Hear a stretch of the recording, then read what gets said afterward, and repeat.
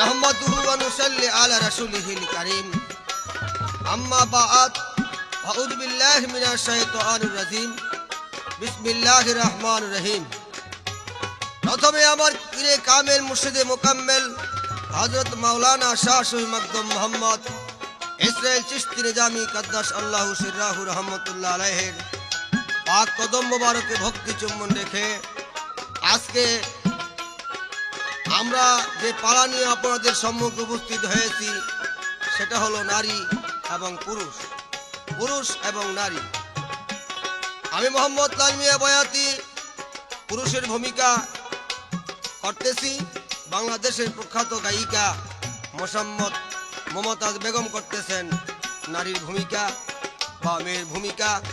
তাই আমরা উভয়ে আপনাদের যেন সেই নারী পুরুষের পালাটিকে স্পষ্ট ভাষার মাধ্যমে ভালো ভালো কথা দ্বারা আপনাদেরকে উপহার দিতে পারি, এই বলে সবার প্রতি আন্তরিক ভালোবাসা, প্রীতি ও শুভেচ্ছা রেখে আমার পুরুষের একটি গান আমি আরম্ভ করলাম। আসসালামু আলাইকুম ওয়া রাহমাতুল্লাহি ওয়া বারাকাতুহু।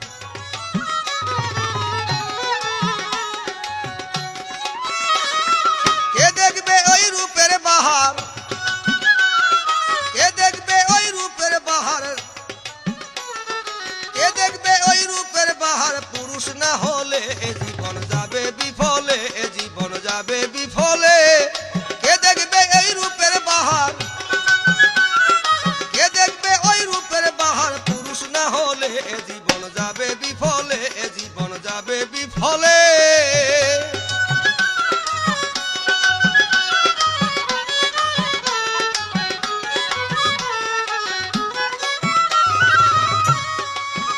দেখো কলের লাঙ্গল পুরুষের হাতে,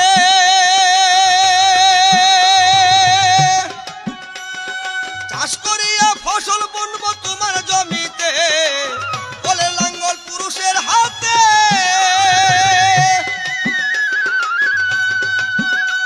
আমি চাষ করিয়া ফসল বুনবো তোমার জমিতে। আউশ আমন যার যে মতে, আউশ আমন যার যে মতে, সময় হলিলে এ জীবন যাবে বিফলে, এ জীবন যাবে বিফলে। কে দেখবে ওই রূপের বাহার, তোমার কে দেখবে ওই রূপের বাহার, পুরুষ না হলে এ জীবন যাবে বিফলে, এ জীবন যাবে বিফলে।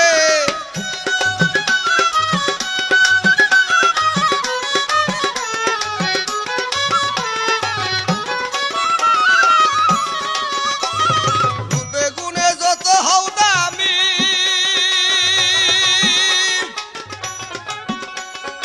আমার মতো পুরুষ যদি হয় তোমার স্বামী।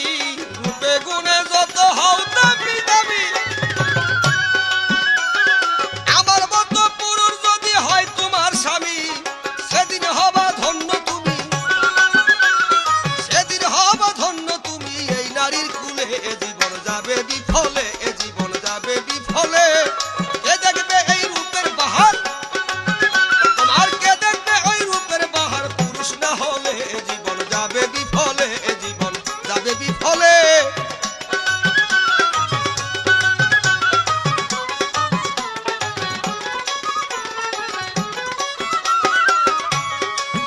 দেখো মাঝি সারা নৌকা সবে পায়,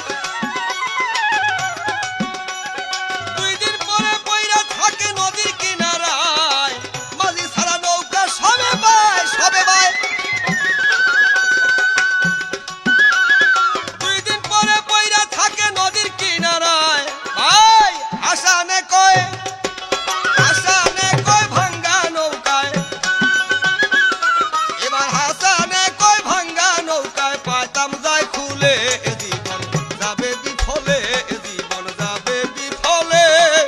কে দেখবে ওই রূপের বাহার, তোমার কে দেখবে ওই রূপের বাহার, পুরুষ না হলে এ জীবন যাবে বিফলে, এ জীবন যাবে বিফলে।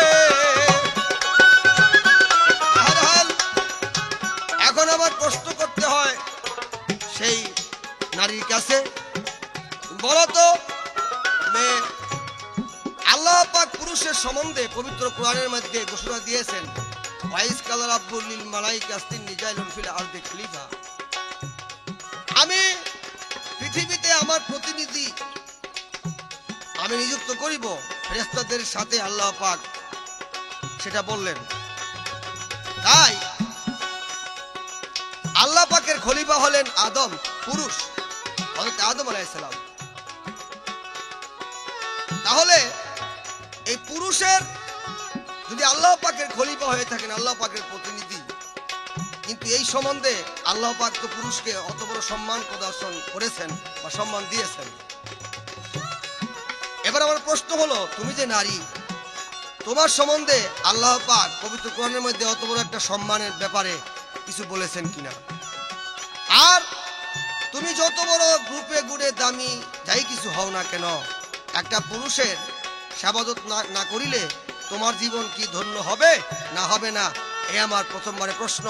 আশা করি এর ব্যাখ্যা বিশ্লেষণ সুন্দরভাবে মীমাংসা হবে। কে দেখবে এই রূপের বাহার, কে দেখবে ওই রূপের বাহার, পুরুষ না হলে এ জীবন যাবে বিফলে, এ জীবন যাবে বিফলে।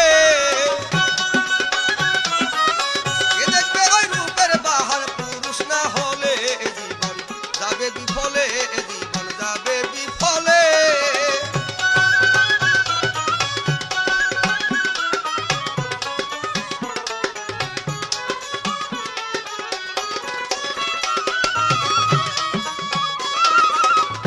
লাঙ্গল পুরুষের হাতে,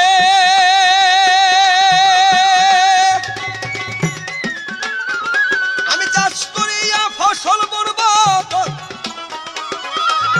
লাঙ্গল পুরুষের হাতে,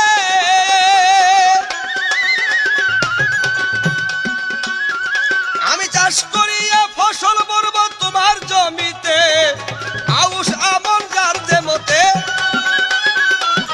আউশ আমন যার যে মতে, সময় হইলে এ জীবন যাবে বিফলে, এ জীবন যাবে বিফলে।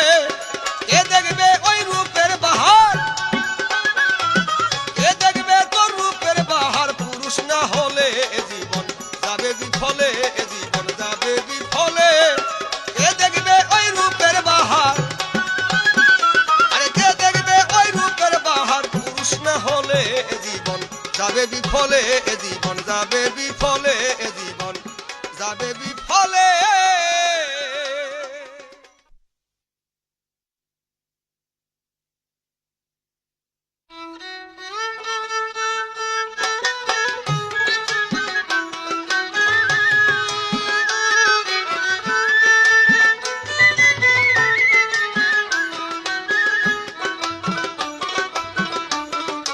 সুপ্রিয় শ্রোতা মণ্ডলী, আসসালামু আলাইকুম।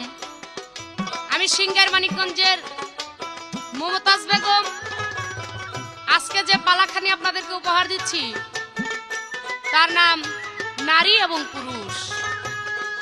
আমার প্রতিপক্ষ শিল্পী যিনি আজকে পুরুষের ভূমিকা অভিনয় করছেন, বাংলার সুনামধন্য গায়ক জনাব লাল মিয়া বয়াতি সাহেব।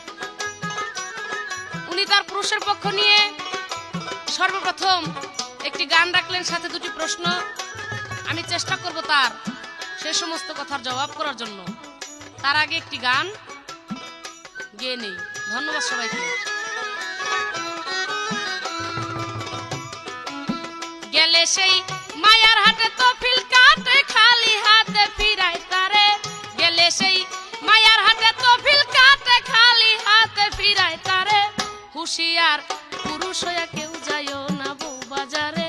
হুশিয়ার হুশিয়ার পুরুষ হইয়া কেউ যাইও না বউ বাজারে। হুশিয়ার।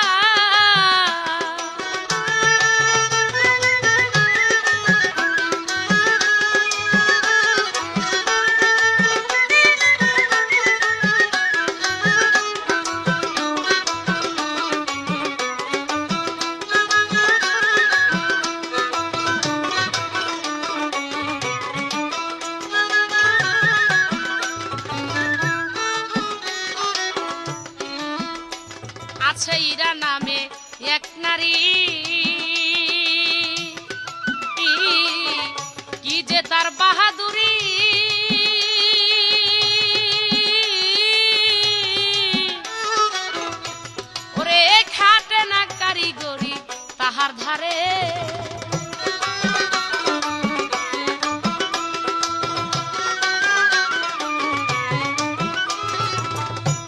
আছে ইরা নামে এক নারী কি যে তার বাহাদুরি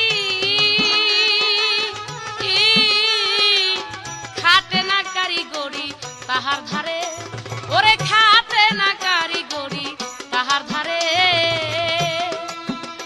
সে যে মাল কুঠায় মাল হরণ করে সুইচ্ছাতে ব্যাপার করে সে যে মাল কুঠায় মাল ধরে রেখে সুইচ্ছাতে ব্যাপার করে হুঁশিয়ার পুরুষ হইয়া কেউ যাইও না বাজারে হুঁশিয়ার হুঁশিয়ার পুরুষ হইয়া কেউ যাইও না বাজারে হুঁশিয়ার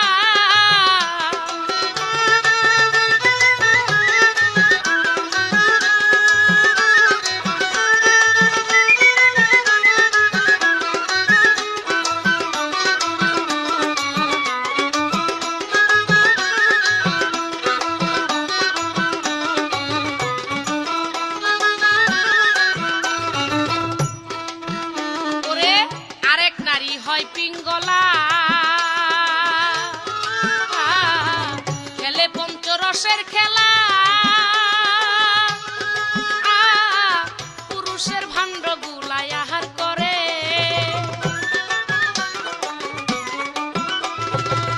আরেক নারী হয় পিঙ্গলা খেলে পঞ্চরসের খেলা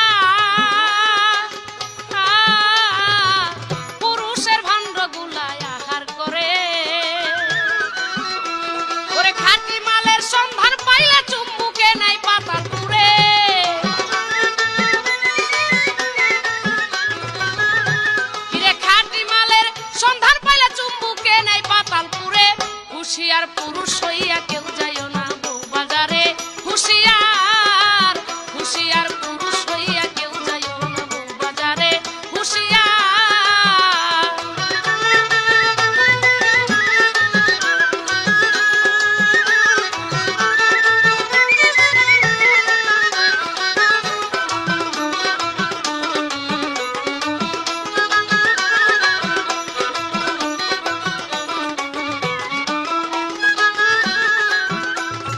সুষমা হয় অতি স্বাধীন বৎসরে খাই ৩৬ দিন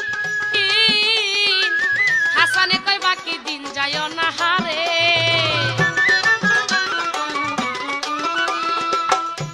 ওরে সুষমা হয় অতি স্বাধীন সে যে বৎসরে যায় ৩৬ দিন হাসানে কয় বাকি দিন যায় না হারে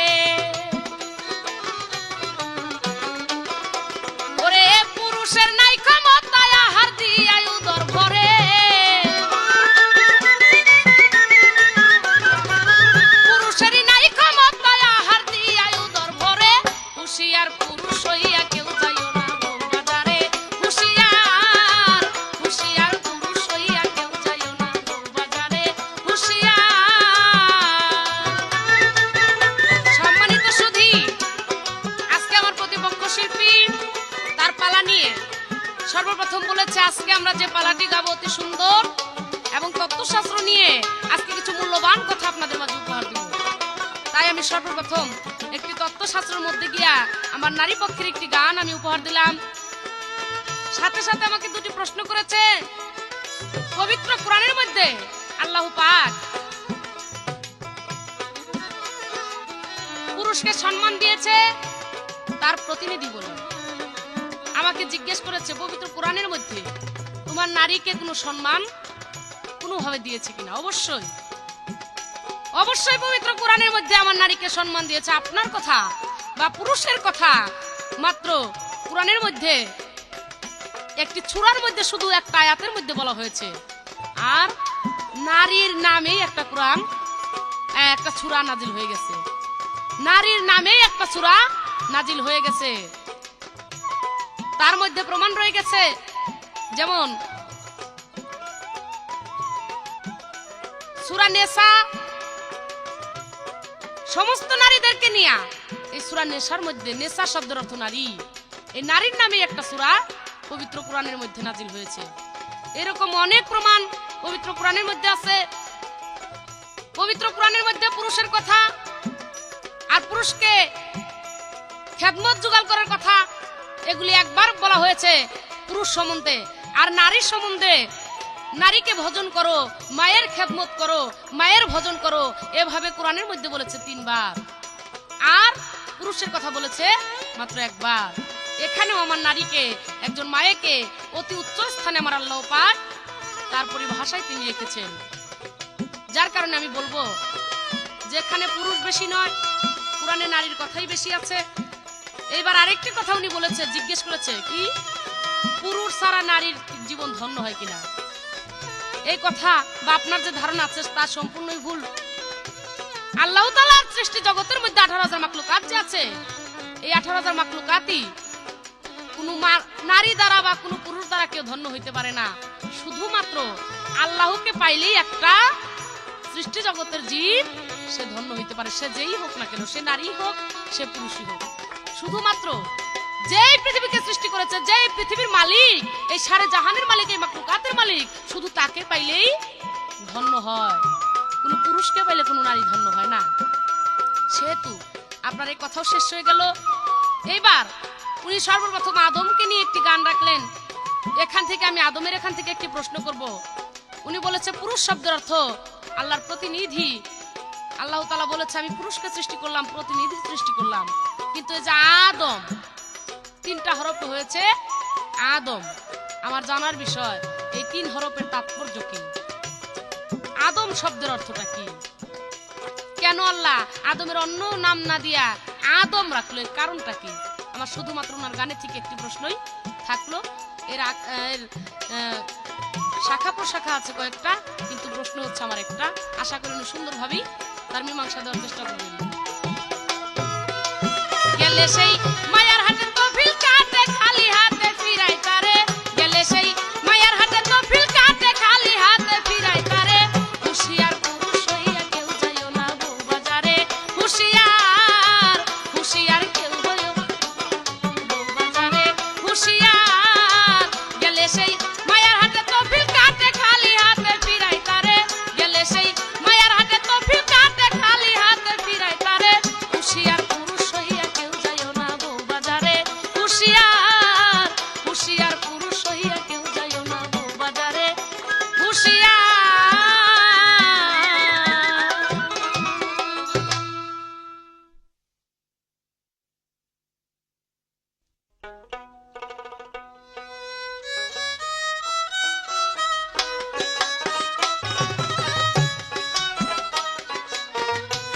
ধন্যবাদ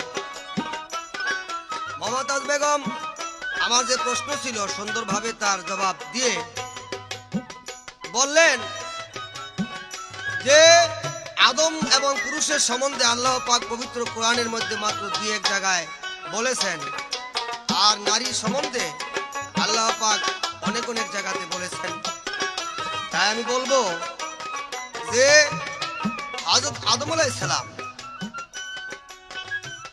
আল্লাহ পাক সর্বপ্রথম উনি বলেছেন যে আমি আদমকে সৃষ্টি করে সে আদমের ভেতরে আমি লুকিয়ে আছি। কারণ আল্লাহ পাক বলেছেন আদমের মূর্তি তৈরি করে আল্লাহ পাক ঘোষণা করলেন ফাওয়াইজা সাওয়াইতাহু ওয়া নাফাখতু ফীহি মির রূহি, নিশ্চয়ই আমার রূহ আমি আদমের ভিতরে ফুৎকার করিয়াছি এবং সেটা আমারই অংশ, এবং আমি নিজে উলুবিল মুমিনিন আরশে আল্লাহ। এবার আল্লাহ পাক পুরুষের মধ্যেই বিরাজ করেন। তাই আমি বলবো যে পুরুষকে যদি হেফাজত না কইরা কোনো নারী ধন্য হয়ে থাকে, তাহলে হুজুর আকরাম সাল্লাল্লাহু আলাইহি সাল্লাম মা ফাতেমা রাদিয়াল্লাহু তাআলা আনহাকে এই কথা কেন বলছিলেন যে এ ফাতেমা তুমি মনে রাখিও আলীর সাথে তুমি যে ব্যবহারটা আজকে করেছো, যদি তুমি মাপ না চাওয়ার আগে তোমার মৃত্যু হয়ে যায়, আমি তোমার বাপ হয়ে তোমার জানাজা পড়ব না। আমার প্রশ্ন রইল কেন এই কথা বলছিলেন আল্লাহর হাবিব মা ফাতেমা, যে তুমি যদি আলীর কাছ থেকে মাপ নেওয়ার আগে তুমি যে কথা বইলা আলীর প্রাণে ব্যথা দিয়েছো, যদি এর আগে তোমার মৃত্যু হয়ে যায়, আমি তোমার আব্বা হয়ে দিন ও দুজাহার বাদশা হয়ে আমি তোমার জানাজা পড়বো না। কেন বলছিলেন মা ফাতেমা রাদিয়াল্লাহু তাআলা আনহাকে? ব্যাপারটা কি? দলিল মতে জবাব চাই, এই আমার প্রশ্ন। আর আমার কাছে প্রশ্ন করেছেন যে আদম, বোঝা যায় যে দম নাই, বে আদম মানে দম নাই, আসলে শব্দটা তা না। আদম মানে আদমে ভয় আহাদের দম, তাতে হলো আদম। আর আদমের সাথে আল্লাহ পাক স্বয়ং জড়িত রয়েছেন বিদায় দমের সাথে, এই জন্য আদম। কারণ দম ভরাইলেই ঠুস, দম গেলে গেই সবার বাহাদুরি শেষ, এই জন্য আদম দমে ভরা, ভরপুর। আদমে ভয় আহাদের দম। এবার একটি গান। তোমার দিন গেল তোর ভাবিতে রে, দিন গেল তোর ভাবিতে, কার্য সার সময় থাকিতে মায়া। দিন গেল তোর ভাবিতে রে, দিন গেল তোর ভাবিতে, কার্য সার সময় থাকিতে।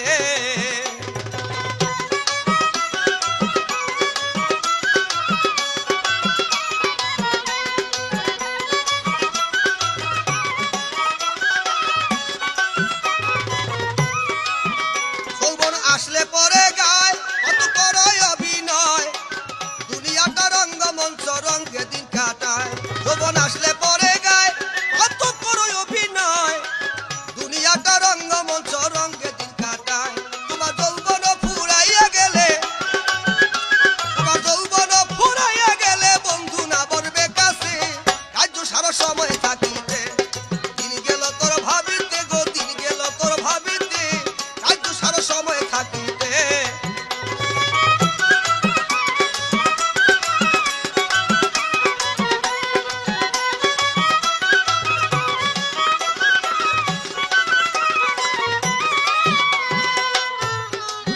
সামনে আসবে এমন দিন যেদিন হয়ে যাইবাহীন, ফুলের মধু শুকাইলে লোকে করবে ঘিন ঘিন। সামনে আসবে এমন দিন মায়া গো হয়ে যাইবাহীন, ফুলের মধু শুকাইলে লোকে করবে ঘিন, আমার ভাইয়ে করবে ঘিন। সেদিন গুনগুন সুরে ভ্রমর ঘুরবে, গুনগুন সুরে ভ্রমর ঘুরবে, বলবে না তোর ফুলেতে, কার্য সারা সময় থাকিতে। দিন গেল তোর ভাবিতে রে, দিন গেল তোর ভাবিতে, কার্য সারা সময় থাকিতে মায়া।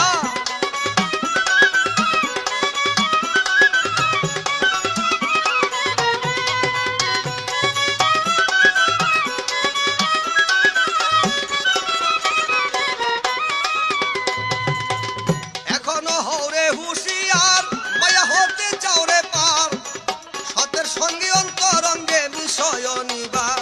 এখনো হরে হুঁশিয়ার, গতি হতে চাও রে পার, সতের সঙ্গে অন্তরঙ্গে বিষয় নিবার। আরে দলিল বলে তুতা মিয়া,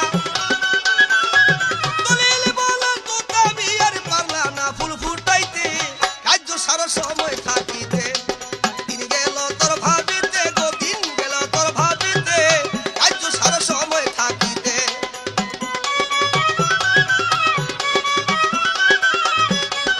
আমার কাছে বলেছেন, একটা গানে বলেছেন যে যাইও না কেউ বউয়ের বাজার। ওই বাজারে গেলে পরে এরকম ভাইয়া আছে, চুমুক দিয়া নাকি একেবারে মাথার মস্তক পর্যন্ত খাইয়া হালাই। আরে না, যে নাকি আসল পুরুষ, যে নাকি মহৎ, যে নাকি সাধক, তার কাছে চুমুক দিয়া তো খাইয়া ফেলাইব তো দূরের কথা, তোমারে এক চুমুক দিয়া এরকম 70টা শেষ করে লাইব। দেখো না, শাস্ত্রের মধ্যে লেখা আছে যে বাংলাদেশের এক ঘটনা, নবাব সিরাজউদ্দৌলার 1500 বিবি আছে, 1500 বিবি। আলা বুঝো কেমন বেড়া আসিল। নবাব সিরাজউদ্দৌলা না কইলাম, এটা না সিরাজউদ্দৌলা, মুর্শিদ কুলি খার মেয়ের জামাই নবাব সিরাজউদ্দৌলা, এটা ঐতিহাসিক ব্যাপার। কাজে 1500 বিবি আছিল, তাদের বাসস্থান ছিল এই মতিঝিল হিরাজিলে, এটা ইতিহাস পড়লে পাওয়া যায়। 1500 বিবি। আলা বুঝো কেমন চুমুক মারছে। 1500 বিবির কাছে গিয়ে যৌবন, বাবা রে বাবা, তাগড়া বেড়া হোক, আল্লাহ বাসায়রা হোক। হ্যাঁ, তা কাজে আবার দেখো না, শাস্ত্রের মধ্যে আছে এই যে কৃষ্ণ 1600 গোপীর মন জগায়া টলটল টলটল যে দেহে এই পাগলে যেই নারী দেহে এই দুই পাগলে যায় বলে ভাই নকি রে ব্যাপারটা কি? কাজেই ওই রকম সাধক হইলে পরে এই তোমাকে 32টা পকড়ে বইরা লইয়া ঘুরে ভর্তি কিছু হয় না। যাই হোক, এই যে আমার ভাইয়ে দেখো না একেবারে পাইছে তো তোমারে খাইছে জীবনে আর ছুটে দেবার কায়দা নাই। তুমি দেখবা কদিন পরে শাসি দিবা আমার ভাইয়ে যা আছে ওরকমই থাকবে ইনশাল্লাহ। কারণ সাধক তো মহত্ব এই জন্য থাকবে। আর তুমি ওই শাস্ত্র ওই গুণ এখন পর্যন্ত ভাইয়ের কাছ থেকে সংগ্রহ করতে পারো নাই, পারলে তুমিও থাকবা ওই বেশি দিন না, সে বেশি লাস্টিং করবে। যাই হোক, তাই আমার প্রশ্ন হলো হুজুর আকরাম সাল্লাল্লাহু আলাইহি ওয়াসাল্লাম মা ফাতেমাকে কেন বলছিলেন যে আলীর প্রাণে তুমি যে ব্যথা দিয়েছো, আজ যদি তুমি তার কাছ থেকে মাপ নেওয়ার আগে যদি ফাতেমা তুমি মনে রাখিও তোমার মৃত্যু হয়ে গেলে পরে আমি দিনেও দুজাহার বাদশা হয়ে তোমার আব্বা হয়ে তোমার জানাজা পড়িব না। এটা ব্যাপারটা কি? এই আমার প্রশ্ন। পুরুষের যখন এত দাম নাই তো দেখি আল্লাহর হাবিব এত বড় কথা বইলা গেল কেন? তার মায়ের ব্যাপারে এই কথা কেন বলি? এই আমার প্রশ্ন। আশা করি বিস্তারিত আলোচনা ভালোভাবেই করবেন। মায়া দিন গেল তোর ভাবিতে, গো দিন গেল তোর ভাবিতে, আজ তো সারা সময় থাকিতে। মায়া দিন গেল তোর ভাবিতে রে, দিন গেল তোর ভাবিতে, আজ তো সারা সময় থাকিতে।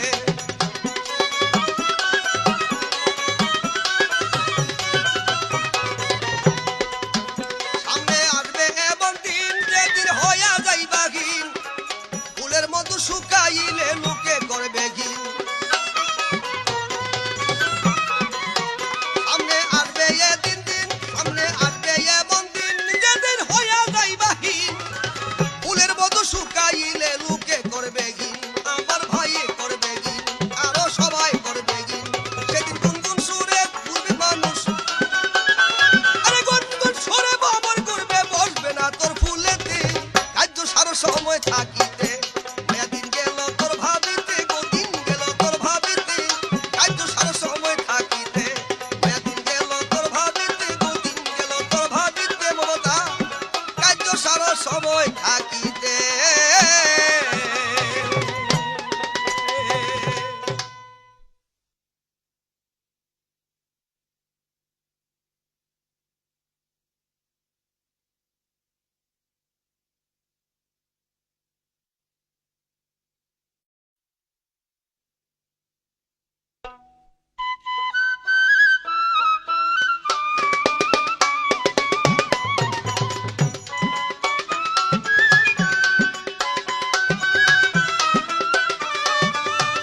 সুপ্রিয় শ্রোতা মণ্ডলী, আমার প্রতিপক্ষ শিল্পী এইবার খুব সুন্দরভাবে একটি গান রাখলেন, সাথে কিছু কথা, কিছু প্রশ্ন।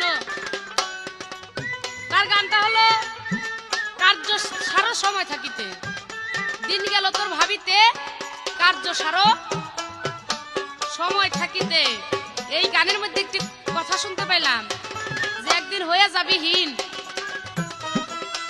সেদিন নাকি সবাই করবে হীন। হ্যাঁ, এই কথা তো শুধু আমার বেলায় একলা না, এই কথা আপনার বেলায়ও। আপনিও যে সারা জীবন এইরকম ভাবে থাকবেন, সবল থাকবেন, এটা তো কোনো কথা না। আর এ তো কোনো ব্যক্তি থাকতেও পারে নাই। আমিও একদিন হীন হব, আপনিও একদিন হীন হবেন, এমন কোনো কথা থাকতো যে পুরুষরা খালি বুড়ো হয় না, পুরুষরা খালি জুয়ান থাকে আর মায়া লোক খালি সব বুড়ো হয়ে মরে যায়, এমন তো কোনো কথা না। তাতে দেখা যায় এক নারী এবং পুরুষের মধ্যে বেশিরভাগ পুরুষই দেখা যায় আগে বুড়ো হয়ে যায়, আগে হীন হয়ে যায়, আগে মারা যায়, এগুলি তো বেশিরভাগ পরিচয় হইতেছে। তাহলে কোথায়? সেখানে তো আপনার কোনো গৌরব নাই। হ্যাঁ, কি বলে পাগলের মতো বলছে। এক ঘটনা, নবাব সদরদৌলা উনি 1500 বিবি রাখছে। হ্যাঁ রাখছে, এটা আছে ইতিহাসে, কিন্তু কিভাবে রাখছে আপনি তাকে জানেন? তার কোনো বিবি তাকে কাম ভাবে চায় নাই, সবাই তাকে প্রেম ভাবে ভালোবেসেছে। এখন প্রেম ভাবে 1500 কেন, 15 লাখ বিবিও যদি ভালোবাসে তাতে অসুবিধার কি আছে? ভালোবাসলে তো আর ভালোবাসার তো আর কোনো কমতি নাই, আর এর তো কোনো ক্ষতিও নাই। যার জন্য সে 1500 বিবি তাকে ভালোবাসতো। কিন্তু এইখানে আপনার কাছে আমার একটা প্রশ্ন থাকবে, আপনি জবাব করবেন। হঠাৎ করে একদিন এক বিবি এই 1500 বিবির মধ্যে নবাব সজদুল্লাহকে বলছিল যে আজকে আমি তোমার সাথে একটু কাম ভাবে লিপ্ত হতে চাই। নবাব সজদুল্লাহ তার দাওয়াত পায় ঘরে গেছিল ঠিকই, কিন্তু ঘরের থেকে অবশেষে ওই মায়ের লোকটার কাছে মাপ চাইয়ে ঘর থেকে বাইরে হয়েছে। আমার জানার বিষয় এই মেয়েটা, এই বিবিটা কে ছিল, মাপ চাইয়ে অবশেষে বাইরে আসলো কেন?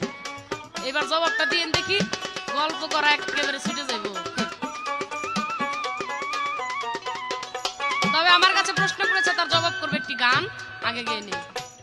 এ ধরায় পাকে নিরঞ্জন মায়ের আসন রাখছে উপরে, এ ধরায় পাকে নিরঞ্জন মায়ের আসন রাখছে উপরে।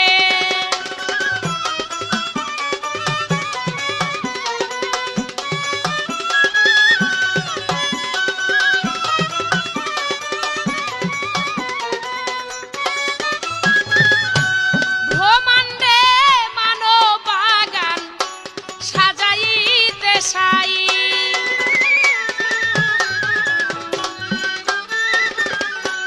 নারীকে করলো সৃজন যার বিকল্প নাই।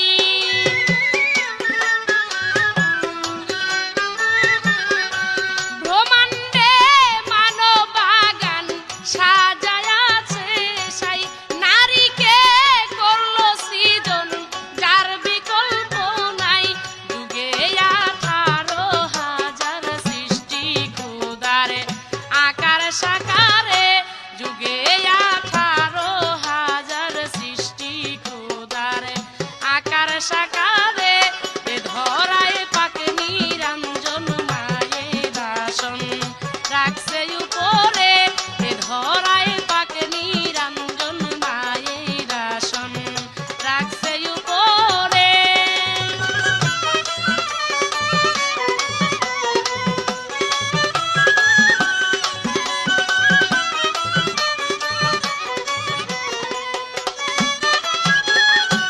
নবগুণিয়া নারী আসলো জগতে,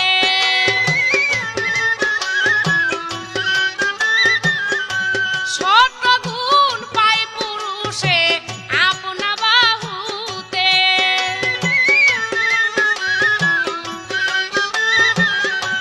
নবগুণিয়া নারী আসলো জগতে, সর্বগুণ পায় পুরুষে আপনা বাহুতে। 3 গুণের অধিকারী বেশি নারী ধরনীর পরে, 3 গুণের অধিকারী বেশি নারী ধরনীর পরে। এ ধরায় পাকে নিরঞ্জন মায়ের আসন রাখছে উদরে, এ ধরায় পাকে নিরঞ্জন মায়ের আসন রাখছে উপরে।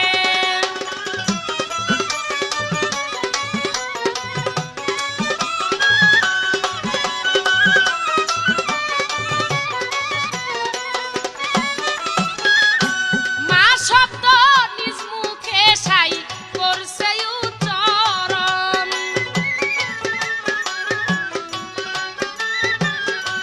মা বিনে হয় না কভু সৃষ্টির আবর্তন।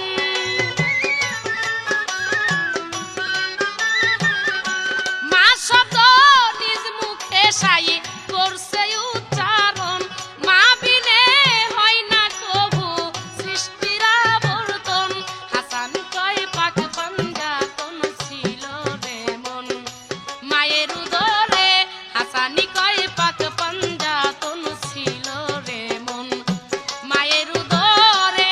এ ধরায় পাকে নিরঞ্জন মায়ের আসন রাখছে উপরে, এ ধরায় পাকে নিরঞ্জন মায়ের আসন রাখছে উপরে। এইবার আমার কাছে প্রশ্ন করেছে, একদিন হযরত মুহাম্মদ নবী করিম সাল্লাল্লাহু আলাইহি সাল্লাম মা ফাতেমাকে বলতেছেন, মা তুমি আজকে আলীর কাছে গিয়ে ক্ষমা চাবে, কারণ তুমি আলীকে যেই কথা বলেছো এর কারণে যদি আলীর কাছে তুমি ক্ষমা না চাও, তাহলে আমি তোমার বাবা নবী হয়েও সেদিন তোমার মৃত্যু যেদিন ঘটবে, মৃত্যুর সেই জানাজা আমি পড়াইতে পারবো না। আমাকে প্রশ্ন করেছে আলীর কাছে কি করেছিল ফাতেমা। এটা সাধারণ একটা ব্যাপার, সেটা হলো মা ফাতেমা, আলী ছিল খুব গরিব লোক, যার কারণে মা ফাতেমা আলীকে গরিব বলে একটু ঘৃণা করেছিল। একদিন গরিব বলে একটু ঘৃণা করেছিল, যার কারণে এই জিনিস গরিব বলে ঘৃণা করা বা কাউকে মানুষকে ঘৃণা করা, এটা যেই হোক না কেন, সেটা স্বামী হোক বা অন্য কেউ হোক, সৃষ্টিকর্তা যেই হোক, কেউ যদি কাউকে ঘৃণা করে তাহলে সেটা তার অপরাধ হয়। সেটা নারীর বেলায়ও পুরুষের বেলায়ও। এখানে যে তার স্বামী হয়েছে দেখাই তার অপরাধ বেশি হয়ে গেছে তা না।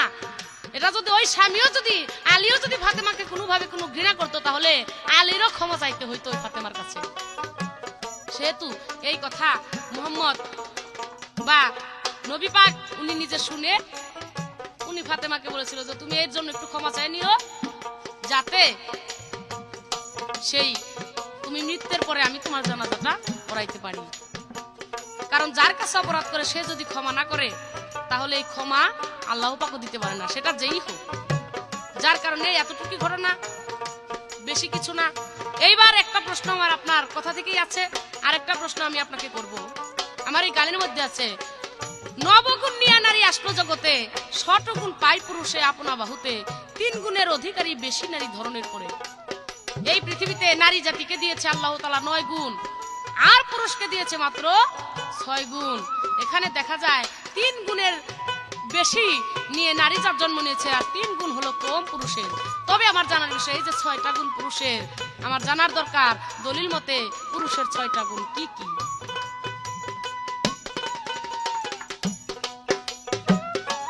নবগুণ নিয়া নারী আসলো জগতে,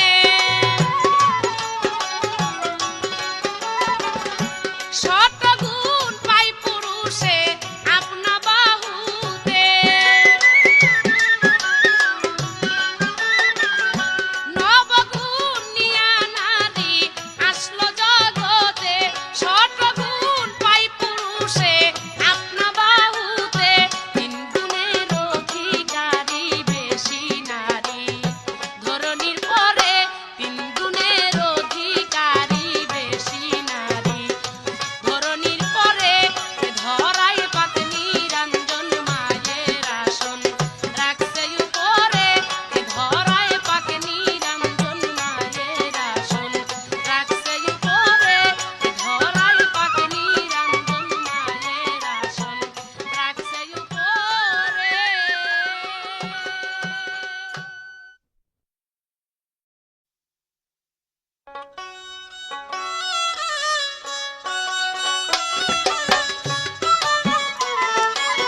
জয় হোক।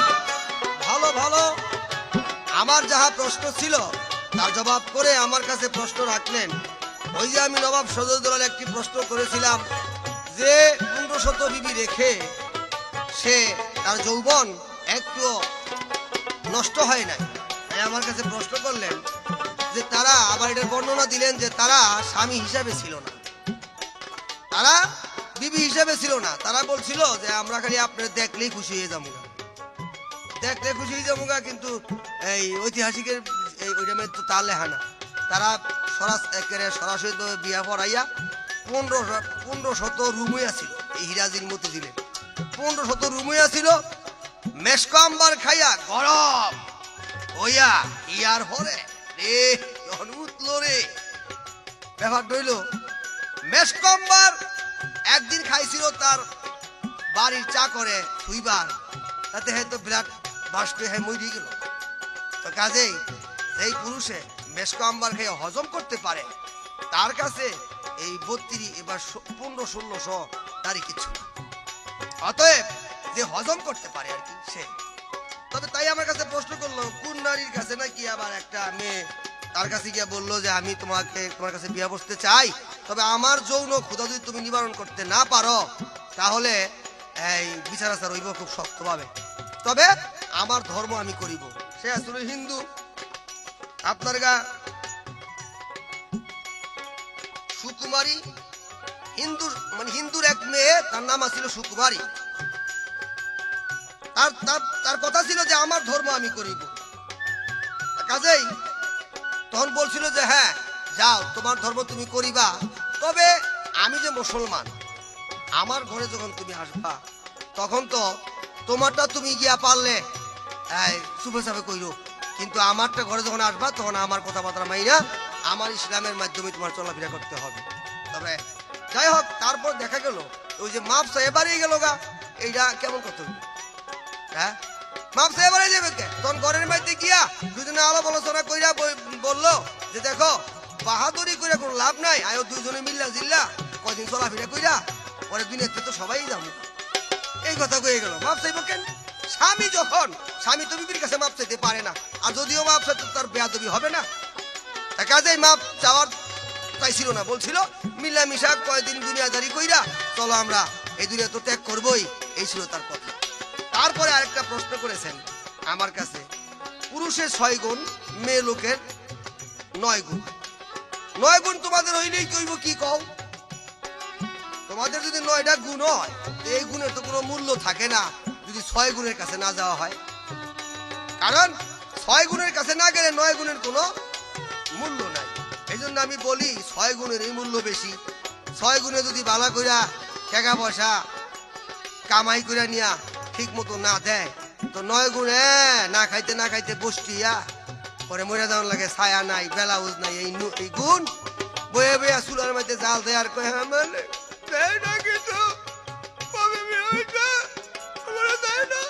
জাল দেয় আর কয়, এই 9 গুণে জাল দেয় আর কয় আমারে দেয় না। হ্যাঁ, তো 9 গুণ নিয়ে জাল দেয় খেরের কুড়া দিয়া, গ্রাম অঞ্চল দেখেন না, আর এই কথা কয়। আর 6 গুণ টাকা পয়সা না দিনে ভরে কয় আসসালামু আলাইকুম, আপনি আমার স্বামী আইছেন, একেরে গোসল করাইয়া তেল পানি দিয়া পাও টিপা পাঙ্কাদা বাওয়াইয়া ফ্যান না থাকলে তারপরে ঘুমায়। তো কাজে ওই তোমার 9 গুণের কোনো মূল্য নাই যদি 6 গুণের কাছে না যাওয়া হয়। একটা গান গাই আমি, 6টা গুণ কি কি? পুরুষের গুণ 6টি। আপনার গা 1 নাম্বার গুণ হইল সে ইমামতি করতে পারে, তোমরা তা পারো না। 2 নম্বর গুণ হলো সে নবুয়াত প্রাপ্ত হয়েছেন পুরুষেরা, 1 লাখ বা 2,24,000 পয়গাম্বর, এটা মেয়েরা কেউই পায় নাই। তারপরে তোমার গা হেদায়েতি গুণ, মেয়েরা কেউ পায় নাই। বেলায়াতি গুণ, মেয়েরা একটাও পায় নাই, পুরুষই পাইছে। তারপরে প্রতিনিধিত্ব গুণ, আল্লাহ পাকের যে খলিফা, এটা মেয়েরা হয় নাই, পুরুষেরাই হয়েছে। এমনি ভাবে তারপরে গরম গুণ, হঠাৎ করে রাগ হইয়া এক বাড়ির সুরে, আরো যদি 4টা বিবিও থাকে, সুরের মধ্যে 4টা দূরে একটা ভিড়ে ধরে, মেয়েরা হয় না, খালি কয় ছেড়ে দেন আন্না আন্না আন্না, এরকম করে, কিন্তু পুরুষে পারে। এই জন্য তাদের গুণ গিলিয়ে এত বড় করা আল্লাহ পাক দিছে আর কি, মেয়েকে ঠিক করে রাখুন লেগে দিছে, পালা করছে আল্লাহ, নাহলে মরছিলাম ডুম্বুরি খেয়া। যাই হোক, এবার একটা গান।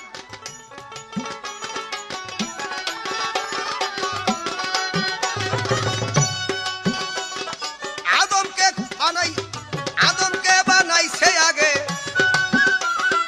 আদমকে বানাইয়ে খুদে আগে দিল ব্যস্ত খানা, হাওয়া তো অনেক পরে শাস্ত্র বেদে সবার জানা, হাওয়া তো অনেক পরে শাস্ত্র বেদে সবার জানা।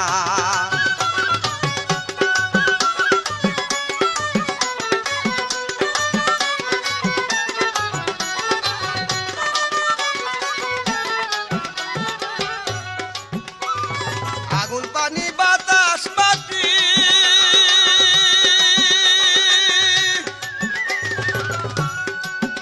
দেখো তাতে আদম হইছে খাঁটি। আগুন পানি বাতাস মাটি,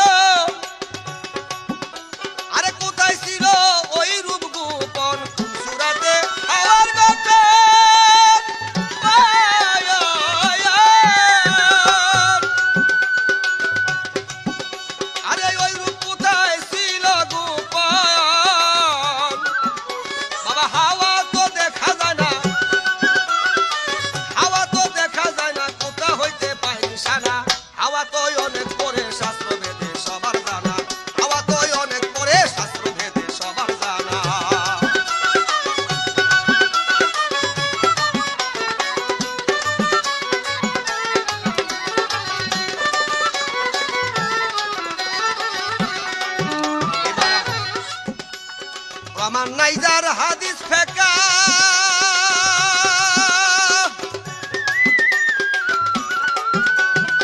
তুমি পাইছো আমার দেখা প্রমাণ নাই যার হাদিস ফেকা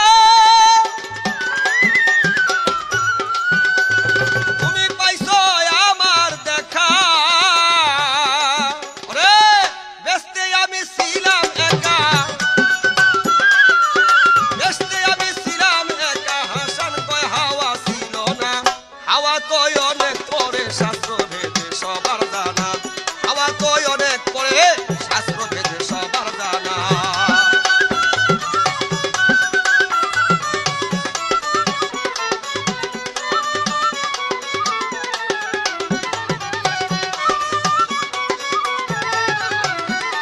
এবার আমার প্রশ্ন থাকবে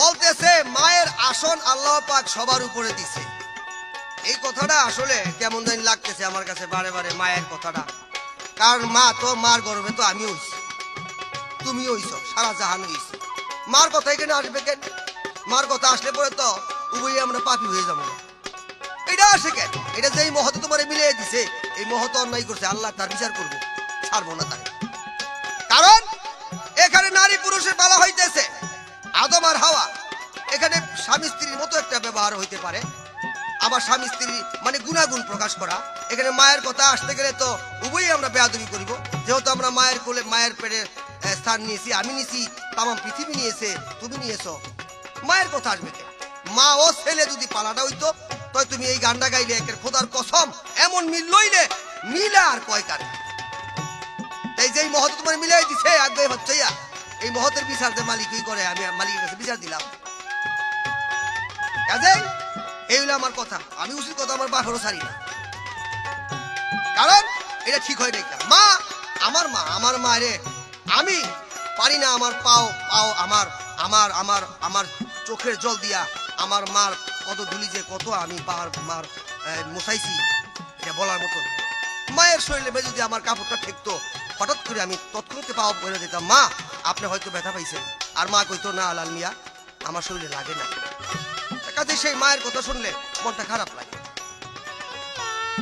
নারী পুরুষের পালা এখানে যার যার গুণাগুণ প্রকাশ করা হবে মার কথা আসবে যাক আল্লাহ পাক যে আমাকে ক্ষমা করে আমরা যেন ভবিষ্যতে এই ধরনের ভুল আর না করি তাই আমার প্রশ্ন এবার জবাব দাও নারীর জীবন ধন্য হয় কিসে নারীর জীবন ধন্য হয় কিসে এই আমার একটাই কথা আর কিছু আশা করি এটা দলিল অনুসারে কথাটা বলতে হইব নিজের মন গড়া ভাবে কইলে হয়তো এটা কেমন জানি হয়ে যাবে নারীর জীবন ধন্য হয় কিসে কাকে পাইলে পড়ে এই আমার প্রশ্ন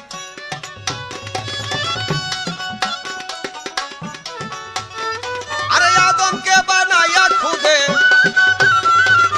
আদমকে বানায়া খুদে আগে দিল ব্যস্ত খানা হাওয়া তো অনেক পরে শাস্ত্র ভেদে সবার জানা হাওয়া তো অনেক পরে শাস্ত্র ভেদে সবার জানা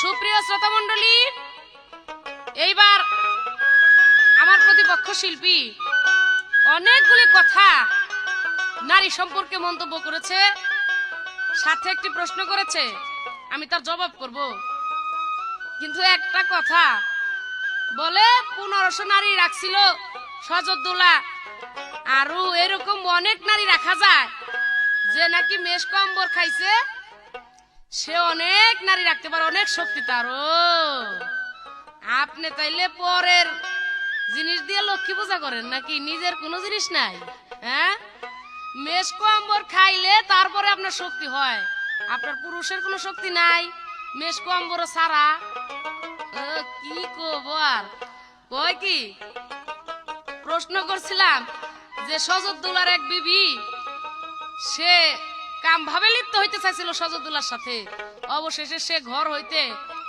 মাপ চায় সজদুল্লাহ বাইরে হয়ে গেছিল এই বিবিটা কে ছিল কেন এরকম হয়েছিল কি কয় কয় না ওইটা তো না ঘরে যায় দুজনে বুদ্ধি পরামর্শ করে, ওই স্ত্রীটা ছিল হিন্দু, যার জন্য সে বলছিল যে তোমার ধর্ম তুমি করবে, আমার ধর্ম আমি করব। এই কথা কয়ে ঘর থেকে বাইরে গেছে। কথাই আছে না, ওই যে সুতায় পেঁচ লাগে গেলে পরে আর ওইটা ফুলান যায় না, তো সিরা ছাড়ার কোনো উপায় নাই। ওনার সুতাই গেছে পেঁচ লাগে, যার জন্য এখন আর এটা খুলবো না, সিরা ছাড়া আর কোনো উপায় নাই। বলছে কি, হ্যাঁ একটা গান বলছে যে হাওয়া তো অনেক পরে শাস্ত্র ভেদে জানা যায়। কে বলছে আপনাকে এই সমস্ত কথা? হাওয়া অনেক পরে? আপনার আদম সৃষ্টির অনেক আগে হাওয়া সৃষ্টি হয়েছে, কারণ আদম সৃষ্টি হয়েছে আগুন পানি বাতাস মাটি নূর দিয়া। এই আগুন পানি বাতাস, এই বাতাসের এক নাম হলো হাওয়া, যার কারণে আপনার আদম সৃষ্টির অনেক আগে এই বাতাস সৃষ্টি, এই হাওয়া সৃষ্টি হয়ে গেছে। আপনি কি করে এই গানটা গাইলেন যে হাওয়া তো অনেক পরে সৃষ্টি হয়েছে, শাস্ত্রভেদে আছে জানা? কি বলবো রে ভাই, ভালো একটা পীরের কাছে মুরিদ হয়েছে, নাম হইল ইসরাইল শাহ। খুব সাধক লোক ছিল সে, আমরা জানি। উনার কাছে মুরিদ হয়ে আমি তো মনে করছিলাম আল্লাহ জানে লাল মিয়া বয়তির সাথে গান, না জানি কি কইব, কারণ এরকম একটা পীরের কাছে মুরিদ হয়েছে, সে অবশ্যই কিছু মাল পানি তার ভিতরে আছে। তা দেখি না, গলার একটু সুর আছে, সুর দিয়েই করে ক্যাসেট একটু নাম টাম করছে, এই দিয়েই চলে আর কি, ভিতরে কোনো মাল নাই। আপনি জিজ্ঞেস করে লাগেন আসতে কি বলেছে যে নারী পুরুষে গানের মধ্যে মায়ের কথা আসবো কেন? কেন এই কথাটা যে আপনি ডিফারেন্স করলেন, এটা নিয়েই তো আপনার সাথে আমার সাথে কি বলবো, বলার কিছুই নাই। কারণ একটা নারীর মধ্যে, প্রতিটা নারীর মধ্যে, সে আপনার স্ত্রী হোক, সে আপনার চাচি হোক, সে আপনার খালা হোক, সে যেই হোক না কেন, প্রতিটা স্ত্রীর মধ্যে একটা মায়ের স্বভাব আছে। এমন এমন সময় আছে আপনি আপনার পীরের কাছ থেকে যাইনে নিয়েন, স্ত্রীও মায়ের সমতুল্য হয়ে যায়, মায়ের মতো হয়ে যায়। এমন এমন সময় আছে আপনি পীরের কাছ থেকে যাইনেন, পাওটাও আর কয়দিন টিপেন, তারপর এগুলি যাইনেন, এগুলি এখনই পাইবেন কোন জায়গা। যার জন্য আমি যা মনে করছিলাম তা না। যাক, এই মায়ের জাতি, এই নারী জাতি হলো ফাতেমার অর্ধেক অংশ। এটাও কি আপনি জানেন না? এখন ফাতেমার যদি অর্ধেক অংশ হয়ে থাকে, তাহলে প্রতিটা নারীর মধ্যে মায়ের স্বভাব আছে না? অবশ্যই আছে। যার জন্য আপনারা আর কি বলবো, যাক একটা গান গাই, গানের পরে আপনাকে আরো কিছু আছে, একটু বাদর পজিশন করুন আর কি।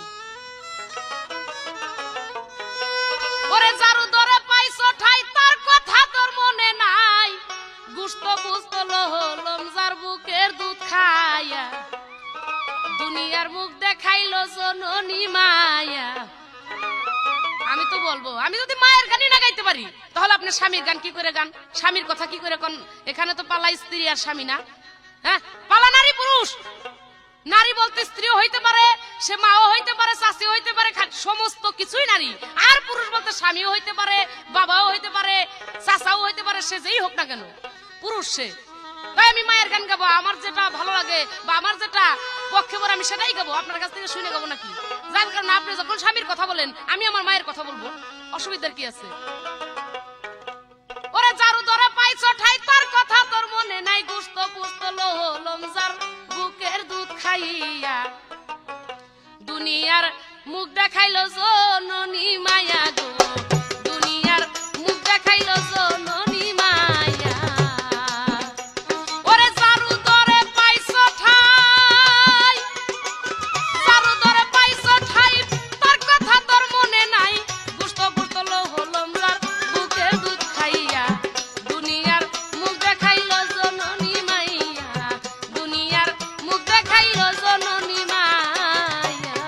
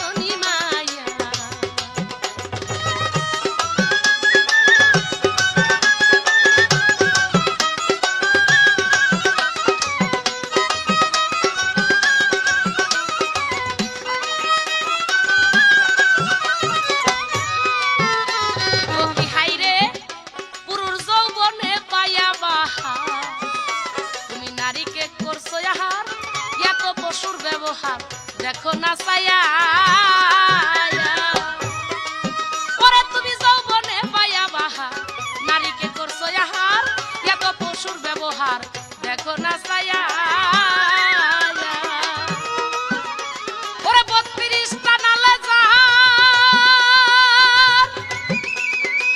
32টা নালে যাহার বুকেতে করেছো আহার হইবে হিসাব তাহার হাসরে যাইয়া দুনিয়ার মুখ দেখাইলো জননী মাইয়া গো দুনিয়ার মুখ দেখাইলো জননী মাইয়া